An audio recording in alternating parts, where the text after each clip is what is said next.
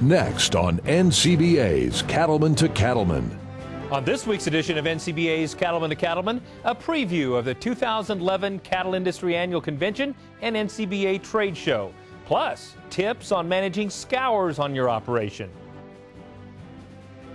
And now, NCBA's Cattleman to Cattleman with host Kevin Oxner. Hello and welcome to this week's edition of NCBA's Cattleman to Cattleman. I'm Kevin Oxner. Thanks for joining us. Topping this week's cattle industry news, the new Congress is in session, and the staff of the National Cattlemen's Beef Association is ready to tackle the issues that have the potential to impact your operation. Top priorities include trade, transportation, competition, and the environment. NCBA Vice President of Government Affairs, Colin Woodall, says many of these issues have to deal with the Obama administration and over-regulation. The priorities for NCBA looking at 2011 really are surrounding the overall issue of oversight by the United States Congress of what we're seeing in the administration. That is one function that the Congress probably has not spent as much time on the past couple of years. And we know that we have seen a lot of things out of this administration from EPA and from USDA that has given us a lot of concern. So we're going to really encourage the members of the House of Representatives, particularly the House Ag Committee, to try to help us expose what's going on in regards to, for example, the regulation of dust at EPA. We think if we can make that happen over the course of this year, it will help us really show the American public the attacks that the cattle industry are receiving from this administration. Join the fight today by becoming a member of the National Cattlemen's Beef Association. Call us at 1-866-USA-BEEF or visit us at beefusa.org. Prices and herd numbers. These are factors that will be driving the cattle markets in 2011. We have more in this week's Market Watch. Market Watch. Joining me is Kevin Good, Senior Market Analyst with CattleFax. Thanks for coming to the show today. Thanks for having me, Kevin. You know, we've seen cattle numbers on the decline over the last couple of years, really. Can you tell us a little bit about what are the forces driving that? There's a lot of factors, Kevin. If you think about it, beef cow numbers in the United States have declined 13 of the last 15 years, so it's been a long-term trend. You know, there's profitability issues, especially over the last 4 or 5 years with escalating input cost, weather patterns. We've been in a drought in one area or the other in the United States the last 10 years. Alternative land uses is a big factor, as well as the age of the producer and just the equity requirements it takes to get into the cow-calf business. Now, with these declining numbers over the last 15 years, combined with increasing exports, especially over the last 3 to 4 years, per capita supplies are the tightest they've been in the last 50 years, Kevin. So we've got a pretty bullish situation out there. Well, I was going to ask you, with these tight supplies, boy, these sales have been on fire the last couple of weeks. Do you anticipate these record high prices to continue? Kevin, I think we have to. You know, as you think about it from a price level, fed cattle prices in 2010 averaged $95 a hundredweight. You know, we're under the impression that's going to be, 5 to 10% higher this year, and for some very fundamentally good reasons. Tighter supplies, we think continued exports. The domestic demand picture is starting to turn around as the economy, even though it's slowly rebounding, it is rebounding. We're seeing better interest at retail. We're seeing better sales at food service. So the combination would suggest that higher prices are going to continue. Mm-hmm. What do you think are the prospects for profitability and just overall industry expansion in 2011? You know, profitability, I think segment by segment will be different. The cow-calf producer, we would expect sharply higher calf prices this year, and because of that, the cow-calf producer probably over the next couple of years is going to have a pretty good go, despite the fact that we're going to have increased input costs. If we looked at some of the other segments, especially the feed yard segment, where that's a margin business, their input costs, both feeder cattle and grain, are going to be quite stout in 2011, so their profitability prospects probably aren't as good this year as they were last year. You know, we've been putting a lot of heifers in the feedlot the last couple of years. What, in your opinion, are the prospects for cow herd expansion over the longer term? You know, I think, Kevin, as we look at it, and it's probably going to be a couple-year process here, we just have to get that calf market to high enough levels that the economic incentive is there for that cow-calf producer to go ahead and start to expand. So, we think it's going to happen, but it might take a couple years. We've got to stop liquidating first, and we're starting to see a few of those signs. The cow cow liquidation rate or harvest rate over the last 30 days is starting to slow down. So we think as we go forward in 2011, it's probably a year where we stop liquidating. But as far as expanding, we might be in a 2 or 3 year pattern before we really see some of those signs. Very good. Well, I really appreciate your perspective. Thanks for coming. Thank you, Kevin. For more information from CattleFax and their expert analysis, visit their website at cattlefax.com. The current economic crisis has many cattlemen concerned about the financial stability of their operations. However, farmers and ranchers can still get access to loans at competitive rates thanks to the Farm Credit System. For nearly 100 years, the Farm Credit System has been the leading provider of credit and related services to rural America. One farm credit official says it's easy to get started and offers an important tip to ensure a successful application. The easiest way to find farm credit is go online, farmcredit.com, find a local office, and it's always one of those things, you know, the best, like your mother said to you, that you only get one chance to make a good first impression, and probably the best way to make a good first impression on a loan officer is to bring a business plan with you. It doesn't have to be a 150-page glossy document with photos, but you have to demonstrate to a loan officer that you've thought about what you want to do. You can say what your goals are, you can say what you want to achieve, and some idea financially of how you want to do that. The more information you can put into it, the better. And there are a lot of online tools that can help you with putting together a business plan. Congress established the Farm Credit System in 1916 to provide a reliable source of credit for the nation's farmers and ranchers. Today, it provides more than 1/3 of the credit needed by those who live and work in rural America. Another organization that is a friend to our members is the American Hereford Association. The AHA is focusing its efforts on helping its members invest in the future of their operations. Cattleman to Cattleman reporter Brad Bulla has more from Kansas City. It's been in existence for nearly 130 years, and now the American Hereford Association is continuing its mission to provide programs, services, and leadership to help producers improve and expand the Hereford breed, to keep the breed's official records, and to promote the interests of its members. Our adult membership's 3,500 strong. Our main objective in servicing them is to provide them information. Good, solid, reliable information on the product they produce. The association maintains a museum of Hereford history featuring archival photos and publications. John Wayne was a fan of Herefords, and so was President Lyndon Johnson. Today, with a huge growing registry of Hereford cattle, the association has valuable data available for producers. Their job is to collect information, to collect data from pedigrees, parentage, from a whole host of performance recording records and traits, from calving, ease, and birth to the carcass. And then we collect membership information, transfer and ownership information, which is really a tracking of intellectual property for genetic evaluation purposes. Efficient, adaptable, and hardy, the Hereford breed was first established in England about 300 years ago. Kentucky statesman Henry Clay brought the first Herefords to the United States in 1817. With roots going back to the 1880s, the American Hereford Association promotes breed performance programs, boosting the Hereford's appeal for all cattlemen. Looking at some of the different traits and trying to add value to Hereford cattle through those different traits, and what we can do with heterosis, some of the research projects that we've started on evaluating heterosis, and just kind of reconfirming to the commercial guy the value of Hereford cattle, and that would be some of the things we bring to the table, like disposition, feed efficiency, adding some fertility, some longevity to commercial cow herds.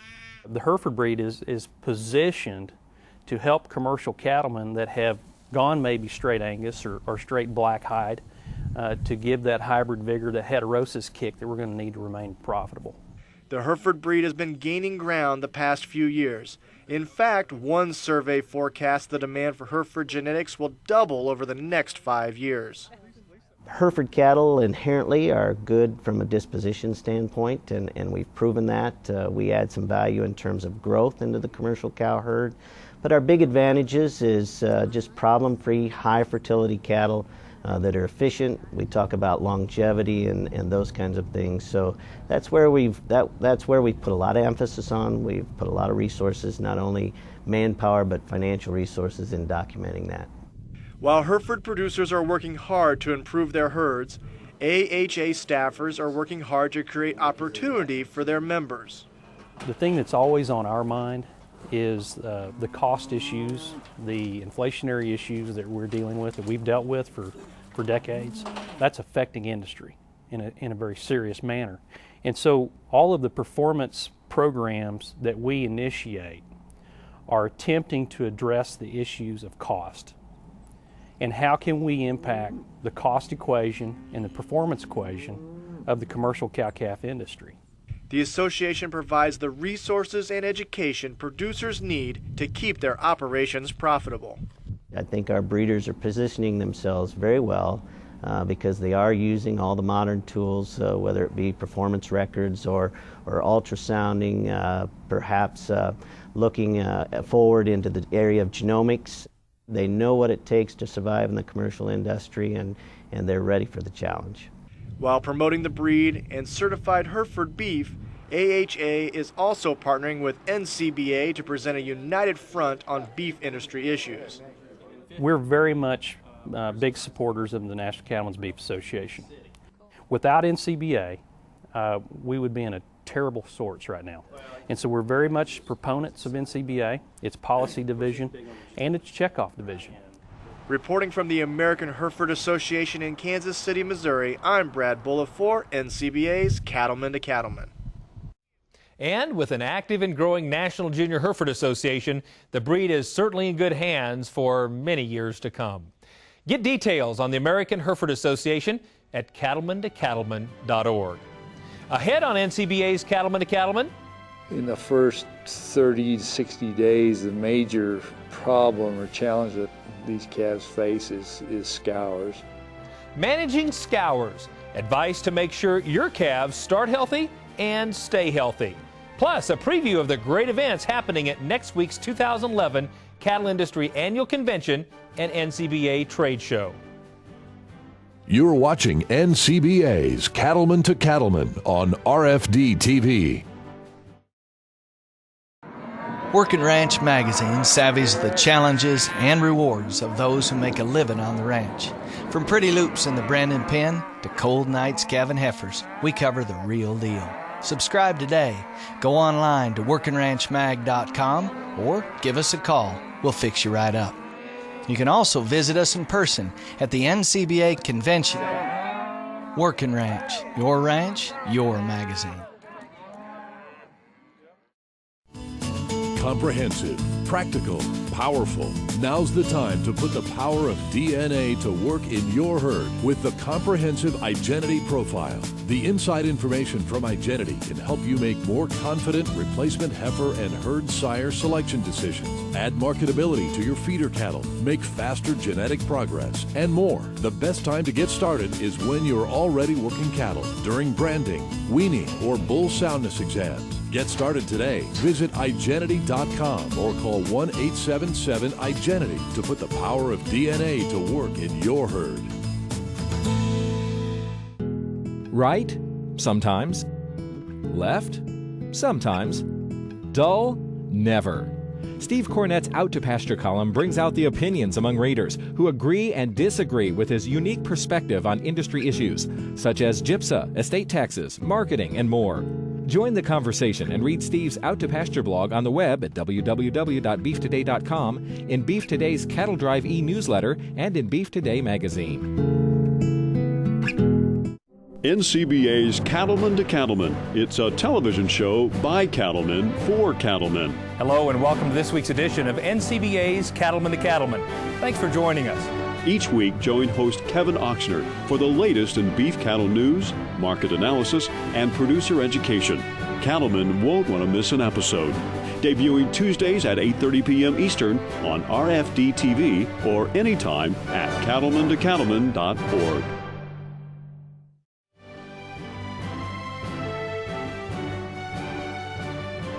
Welcome back. Scours is the most common disease among newborn calves. It can be mentally, physically, and financially exhausting on ranchers to endure a scours outbreak. Intervet Shearing Plow Animal Health is working hard to ensure calves get off to a great start. Cattleman to Cattleman reporter Dave Russell heads to Alliance, Nebraska to see how minimizing a calf's exposure to pathogens and maximizing its immune response can prevent an outbreak.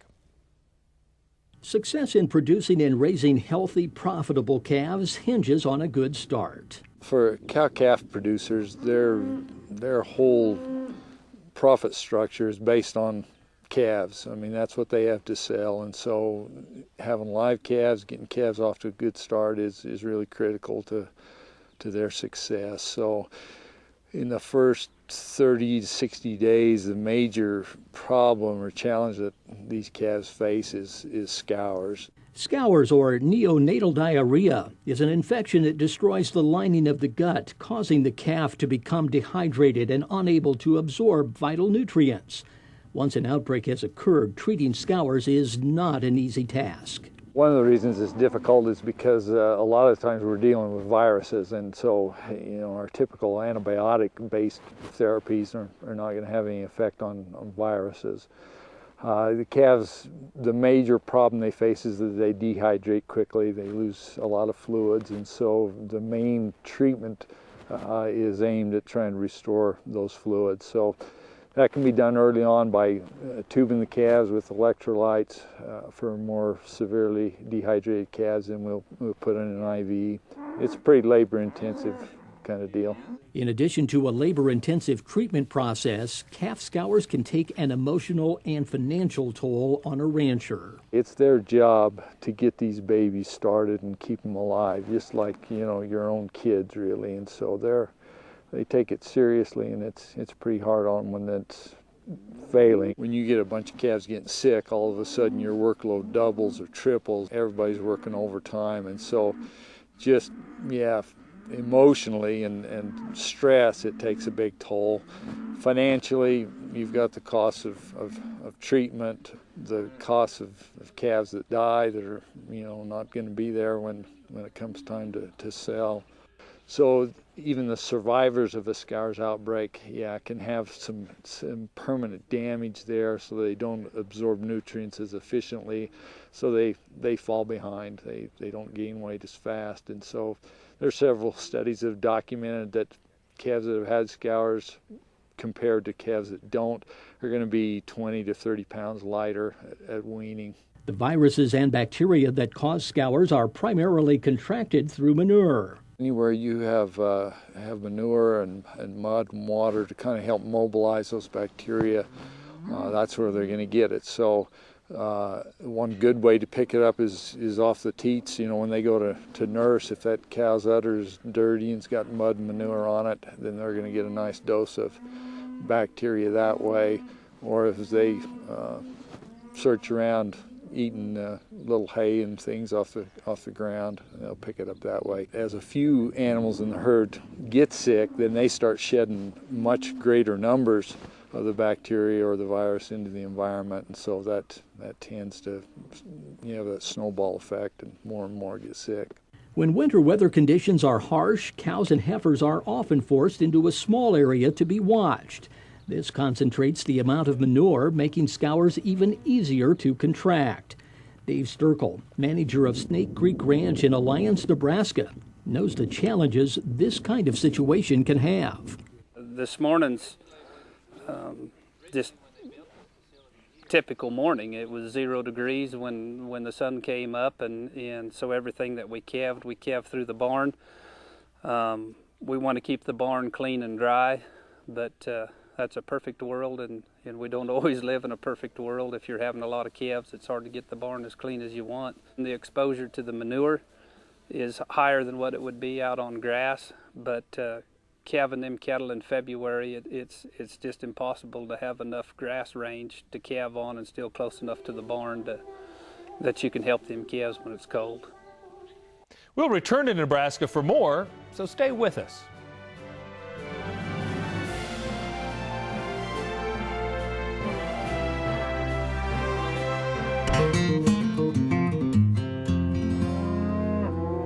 You know, I didn't think I could afford to vaccinate for scours.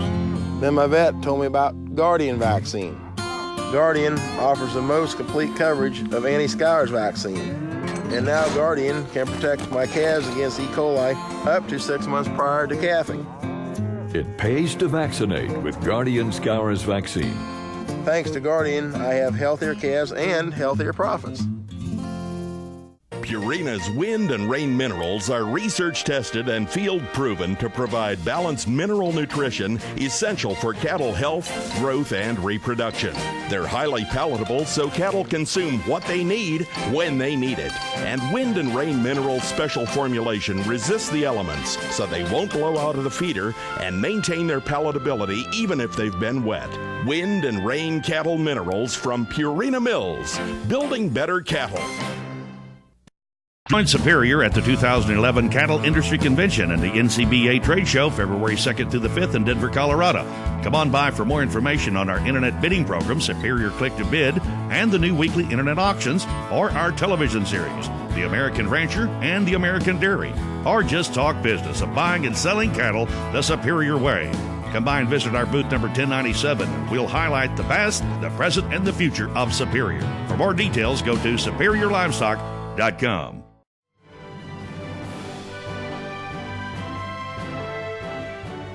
Welcome back. Let's return to the experts with Intervet Shearing Plow Animal Health to learn more about scours prevention. Even when dealing with less than perfect conditions, Dr. Hill says there are ways to minimize exposure. First, don't overcrowd your calving cows. If you calve in a barn, be sure it's as clean as possible. And take into consideration using something like the Sandhills calving system to ensure you are continually moving to clean calving ground in order to avoid pathogen and manure buildup. There's a system called the Sandhills calving system developed in Sandhills in Nebraska, where you take your main cow herd, you calve in pasture number 1 for a week or 10 days, and then you leave the cows that have calved with their babies there, and everybody else moves on to the next clean pasture. They calve there for a week or 10 days, and same thing, those that haven't calved move on to clean pasture. One important thing we've learned is that those older calves become the primary source or reservoir of infection. So keeping some distance between the oldest and the youngest is an important strategy. However, minimizing exposure to manure is only half the battle. Maximizing the calves' immunity against scours causing pathogens is critical. Since calves are born with no immunity, ensuring consumption of good quality colostrum to build up the calves' immunity level against these pathogens is critical. The immunity of a calf is important because essentially they're born without any immunity, okay? With human babies, there's a transfer of antibodies through the blood, and so when a baby's born, he has a nice level of immunities from its mother. Calf's not that way at all. It gets no transfer through the blood, so everything that calf gets has got to come through colostrum, or through that first milk, okay? So in order for that to happen effectively, that calf's got to get up after it's born, get to its mother, and have a good full meal of colostrum. And in that colostrum then there's concentrated levels of antibodies that cow has produced, transfers them to the calf. We call that passive transfer. Timing of colostrum consumption is critical. Only 12 hours after birth, the calf's ability to absorb protective antibodies from the colostrum drops below 50%. So the sooner the calf can nurse and obtain colostrum, the better. And vaccinating the cow early enough to establish good levels of protective antibodies in the colostrum is important. By vaccinating the cow, we stimulate the cow then to produce higher levels of antibodies, and those antibodies then again are concentrated in the colostrum. So that's how vaccinating the cow eventually helps protect the calf. A good timing is to vaccinate the cow about 7 to 8 weeks prior to calving. Then by 5 weeks, she's beginning to move antibodies into the milk, and everything works out great. When choosing a scours vaccination program, producers should be sure it includes a wide range of protection. A good scours vaccine should cover the breadth of viruses and bacteria that are important that we know are causes of scours. And so there are several strains of the coronaviruses, the rotaviruses, E. coli, Clostridium bacteria, or some of those. So they need to have the breadth of coverage in a vaccine. And new technology in vaccine manufacturing allows the animals to develop a more targeted, longer-lasting immune response. One of the most important features of new vaccines that have come on the market in the last 4 or 5 years is what we call subunit technology. And it refers to the E. coli antigen in the vaccines. This little model helps illustrate what we're doing. Older vaccines that use whole cell technology just take the whole cell and put it in the vaccine. The bad part about that is that cell wall is made up of endotoxins, and the less endotoxin we have in the vaccine, the fewer reactions, bad events, lumps and bumps we're going to have from the vaccine. So the newer technology called subunit, we just take the pili here, these little hair-like projections, and put them in the vaccine, throw the rest of the cell away. It allows us to get a more focused, more targeted immune response. Dr. Hill says that a scours vaccination program should be a consistent element of your cow-calf health protocol, especially when cash flow is tight. An ounce of prevention is worth a pound of cure, and in this case, a pile of money, because scours are so difficult to treat. Some of these pathogens cause sudden death. You don't get a chance to treat them. The viruses don't respond well to treatment, so it's a very important thing to keep in place. It's like going through life without health insurance. I mean, it's pay me now or pay me later. I can't begin to fathom what a 30 or 40 or 50% infected herd of scours would cost your bottom line. At the end of the day, Dave says a good scours vaccination program gives his calves the advantage he's looking for. It's just a step up for Mother Nature, and when you have that storm and your ground gets wet, even on the sandhills method, you know, they're challenged with weather as we are. It's just going to give you a leg up for the duration of the season with that calf. In Alliance, Nebraska, I'm Dave Russell, reporting for NCBA's Cattleman to Cattleman. Now, as calving season approaches, remember the two things to keep in mind for successful calf scours prevention are to minimize exposure to pathogens and maximize the calf's immune response by improving the cow's antibody production level and colostrum delivery. This segment was brought to you by our friends at Intervet Shearing Plow Animal Health, a research-driven company that develops, manufactures, and markets a broad range of veterinary medicines, including Guardian, the most complete scours protection vaccine. For more information, you can visit guardianvaccine.com or cattlemantocattleman.org. We'll be right back.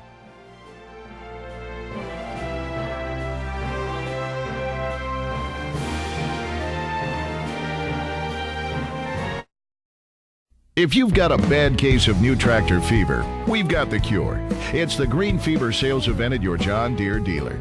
Get hot deals like 0% financing for 48 months or big cash discounts on select John Deere utility tractors and hay tools. Give in to your green fever and get to your John Deere dealer today.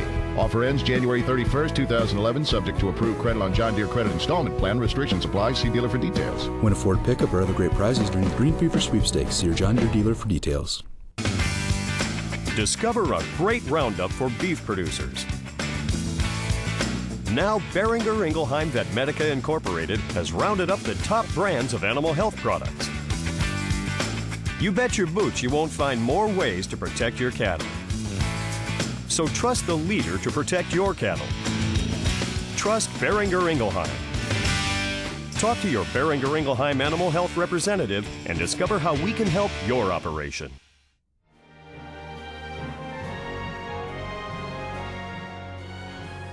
Welcome back to Cattleman to Cattleman. The 2011 Cattle Industry Annual Convention and NCBA Trade Show is finally here. It's next week, February 2nd through the 5th, in my home state right here in Colorado. Here's a sneak peek. It's a Rocky Mountain roundup as Denver, Colorado is the host city for the 2011 Cattle Industry Convention and NCBA trade show. Judging by past successes, the 2011 roundup, set for February 2nd through the 5th, promises to be the place to be for anyone involved in the cattle business. It's the fact that we come down here and set policy and to be involved in that. Trade show is great, always has been.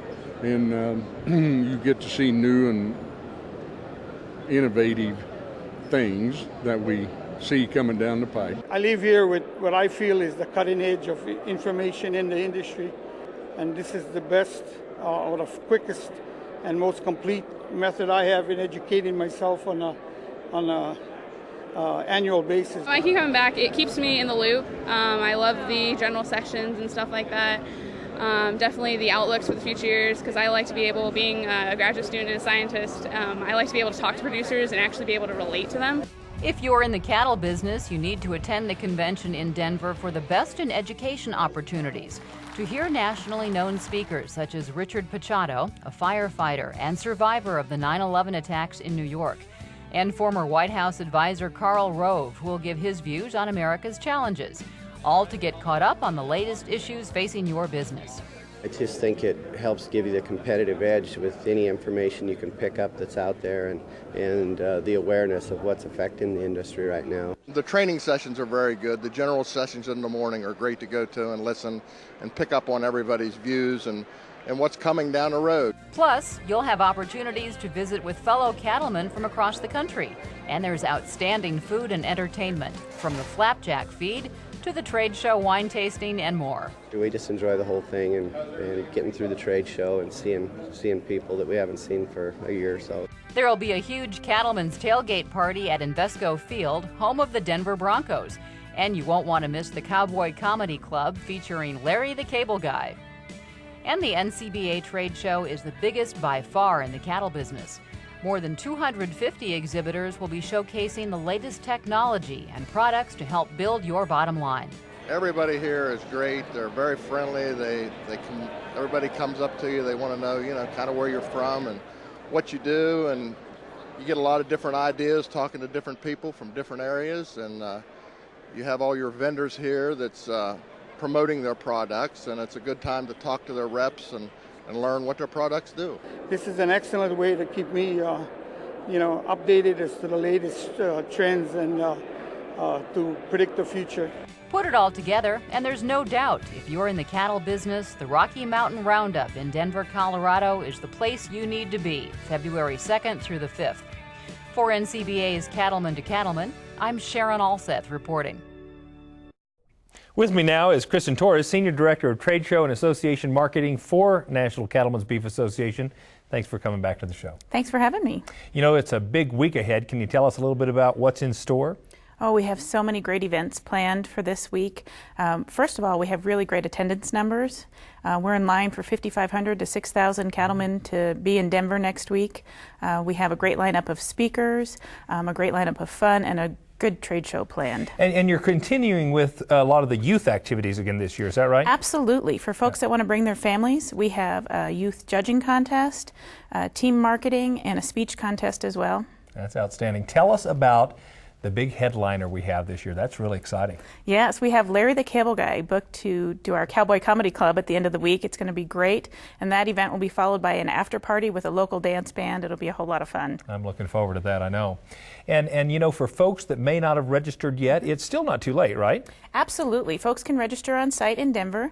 We'll have registration open on February the 1st. Our convention is going to be held at the Colorado Convention Center, downtown Denver, and they can just make their way down there and we'll take care of them on site.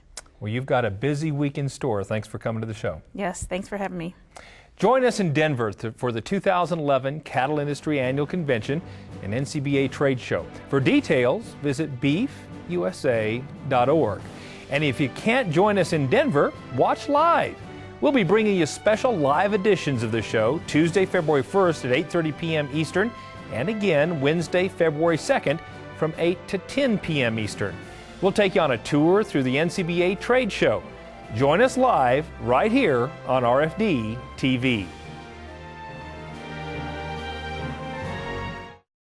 education, networking, opportunity, and fun. That's what you'll find at the 2012 Cattle Industry Annual Convention and NCBA Trade Show in Nashville, Tennessee.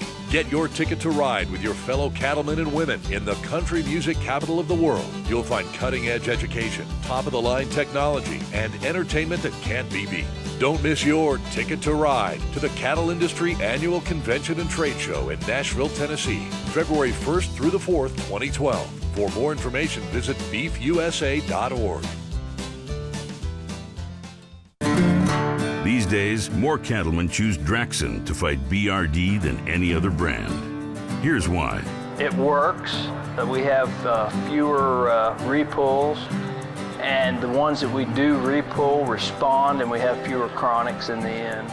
To retreat anything it's a lot more expensive than using Draxxin as a first time. And the evidence backs up what most cattlemen already know. Draxxin cuts retreats by 50%. So talk to your veterinarian and check the online calculator at Draxxin.com. You'll see why Draxxin should be your first choice to fight BRD. Basically what it's allowed us to do with our operation is run more cattle through in a given period of time. It's just really been a good product to use. Do not use in female dairy cattle 20 months of age or older. Do not use in calves to be processed for veal. Draxxin has a pre-slaughter withdrawal time of 18 days. Please visit Draxxin.com or call 1-888-DRAXXIN for more information. Quality matters to me because I'm responsible for managing the natural resources under my care, providing clean water and healthy feed, and creating an environment that fosters new life. I care for mother cows and newborn calves, nurturing them through the beginning of the life cycle. The entire beef industry is relying on me to provide a quality product they can work with. This is the beginning of the American beef industry. I am proud of what we'll do here today.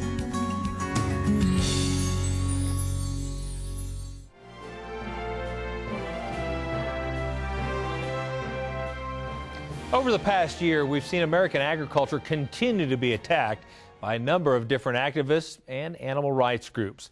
Unfortunately, as the majority of the U.S. public becomes further removed from the farm, they tend to believe many of these negative and inaccurate statements. Now, many of the top farmer and rancher-led groups are combining forces to change consumer perceptions. In October, more than 24 of the nation's foremost agricultural organizations joined together to form the U.S. Farmers and Ranchers Alliance. The goal of the group is to coordinate and distribute positive messages about the benefits of our food system in order to build consumer trust in modern food production. All these different industries have been advocating for their own little segment, but we really need a good comprehensive message to go out. This alliance has asked all of production agriculture to come together, pool resources, pool money, pool knowledge, pool research that we've done, and try to come together and have a comprehensive message that will help the consumer today trust modern agriculture and modern agriculture practices so that they can feel good about the food that they're eating and that the farmers and ranchers will be able to sustain their businesses. NCBA is proud to be among the groups participating in an organization that will contribute to the greater good of agriculture by making a strong, positive impact on farmers and ranchers. If you'd like to become a member of NCBA, call 1-866-USA-BEEF or visit us at beefusa.org. For many cattle-producing families, horses play a key role in their operation. But to be effective on horseback, it's critical that both the rider and horse are comfortable enough to get the job done.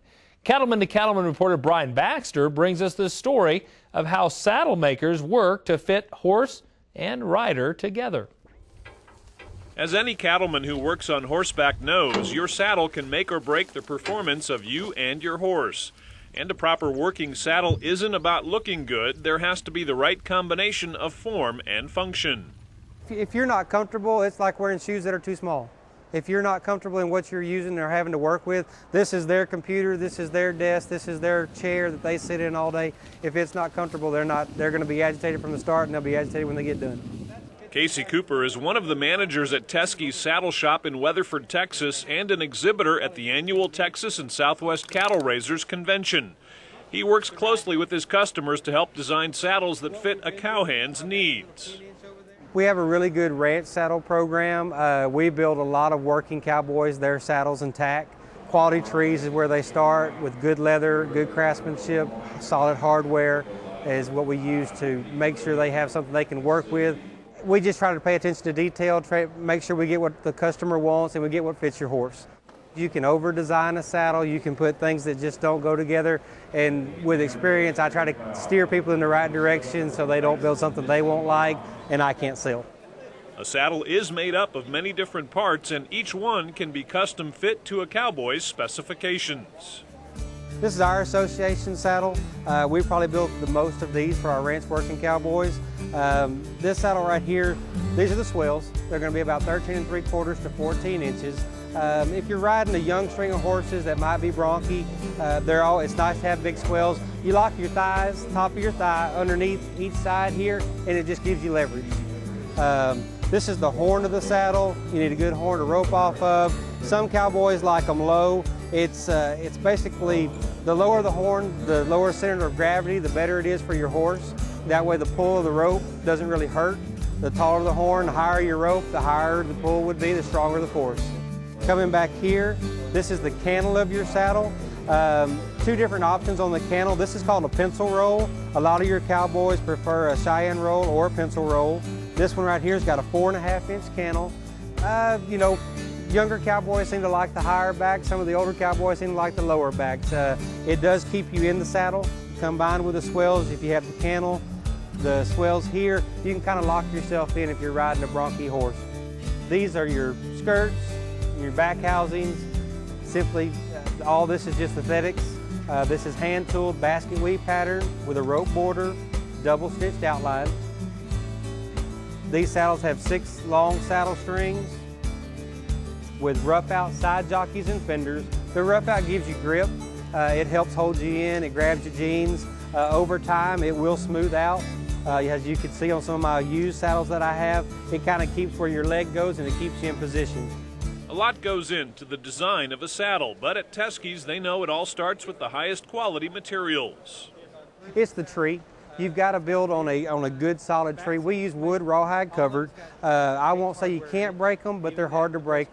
And the other thing is using good leather. We use Herman oak leather, we use C2C leather. All that's real important, that you use good leather. It's not going to crack. We pre-oil all of our saddles. They can take the weather conditions that these guys ride in and use them for without dry rotting, cracking, without being conditioned. It isn't only about the needs of the rider, it's also essential to fit a saddle properly to ensure the horse is comfortable too. One of the biggest problems you have today is people get saddles that don't fit their horse, and we actually offer for anybody to bring their horse to our store. We'll fit several saddles on your horse before we ever start to make sure we actually build you something that's going to work for the horse you're riding. If a saddle doesn't fit your horse, he's going to be uncomfortable, he won't work, whether it's in an arena, whether it's in the pasture, gathering, whatever it is, he'll quit working for you because he's uncomfortable. At Teskey's Saddle Shop, they want each customer to be able to ride and work in comfort, and more cattlemen are seeing the value of investing in a quality, properly fitted saddle. These are really great people that we get to work with out here. They actually use the product to make a living. They really understand why they need to have good quality products. They'll buy a nice saddle because they want to have the best equipment they have to do the job they've got to do. And when you've got the right equipment, you and your horse can perform at your best. Reporting from Texas, I'm Brian Baxter for NCBA's Cattleman to Cattleman. What an interesting and educational story. Do you have a story idea? Send it to us at c2c@beef.org. Stay with us. Baxter Black is up next.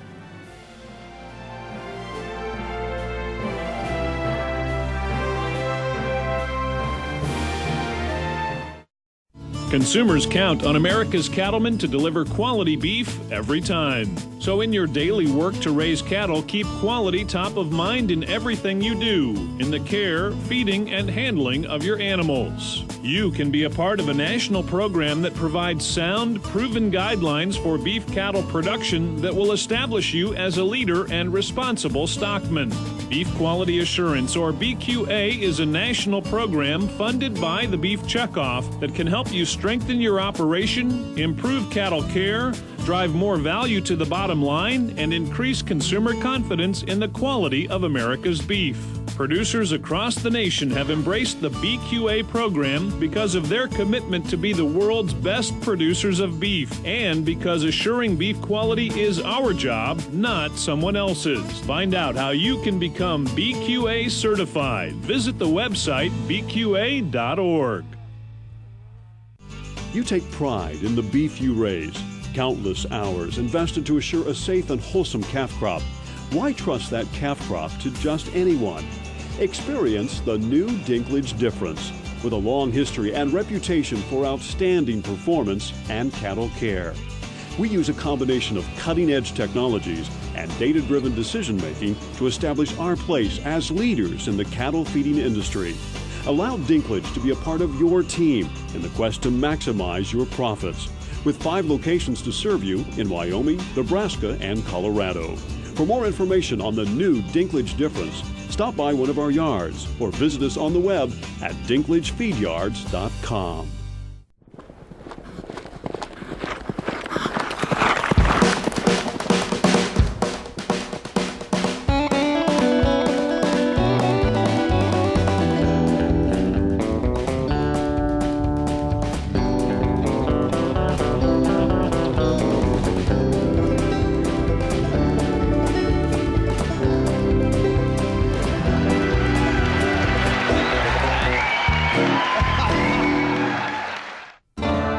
Trust. Out here, it's that rare combination of reliability, integrity, and the peace of mind that comes with having both. After 20 years of making hitches, the B&W turnover ball has become the most trusted gooseneck hitch in the country. Why is that important? Because trust is not only hard to earn, it's hard to find. The turnover ball gooseneck hitch by B&W. Trusted. If a cowboy herds a herd of cattle, we call him a herder. And if a sheepman herds a flock of sheep, he's still a herder. But why isn't he called a flocker? Ole has always referred to himself as a cow disturber. And I think that's an accurate description of what cowboys do. The definition of disturb is to annoy or molest. Where are you going, Bill? Oh, I'm going to go out and check the cows. Which really means I'm going to ride into the bunch, get them all up, turn them around, and generally annoy and disturb them. Now, I grant there are occasions when we have certain definite tasks in mind, like I'm going to bring in that cow with the arrow in her side, but most of the time we're just disturbing them. If we're honest with ourselves, our language would be more forthright. The cattle foreman in the feedlot would give his instructions like this: Jason, I want you to enter that first pen in the north alley, unsettle the steers by sitting quietly for a moment, then upset them by approaching, confuse them by weaving back and forth, agitating and molesting them constantly, and badger each one until you've gotten them all up and milled around. And once you're convinced that you've stirred them up sufficiently, you may go and disturb the next pen. Or the cowman might say to his wife, Darling, I'm at the board meeting, and I'd like you to torment that heifer we got in the barn lot, every 20 minutes. She's trying to calve, peek over the fence and disturb her, shine the light in her eyes to break her concentration, worry her as often as needed, and when I get back, I'll slip in and frighten her into calving. Well, in fairness, we're doing what all good shepherds do. We watch over our flocks because that is our calling. We stand guard in case any should need our help. But if truth in labeling is ever applied to our job descriptions, we'll have to be more specific about what we do. So maybe the next time somebody asks you what it is you do, try one of these on for size.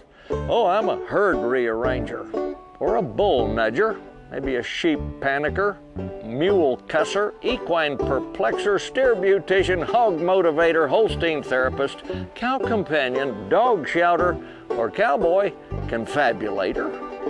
That would be me. And I'm Baxter Black from out there.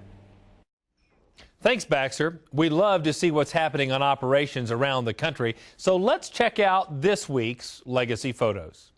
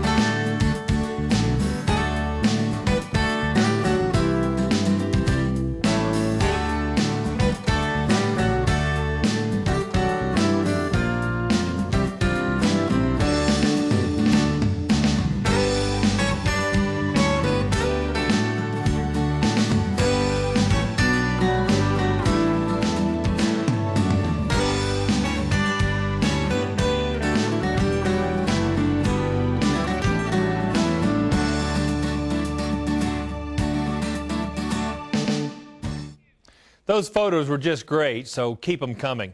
To send us your favorite images, log on to our website at cattlemantocattleman.org.